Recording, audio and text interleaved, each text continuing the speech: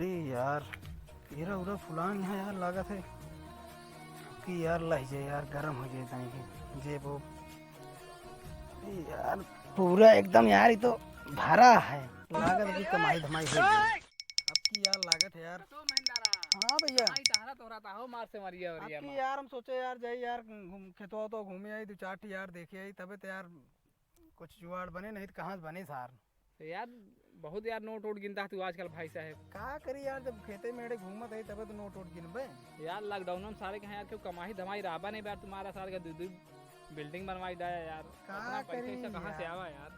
कहाँ से आवा कहाँ तो का एक चीज बताई करबे। हाँ बताओ क्या यार जानता पानी होगा जानता है हम दोपहर आवत रहे ना जब सब सो जाते हैं तो परवा आई जब फाला ही एकदम फुलान उला रहा था एकदम काटे लायक हो जाता ना गहुआ। हाँ हाँ जोड़ा लेके आई थी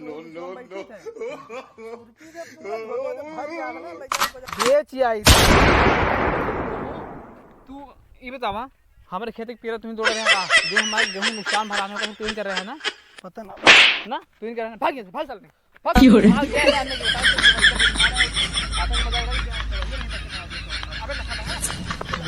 लागत सारे के याद अच्छा सुनो,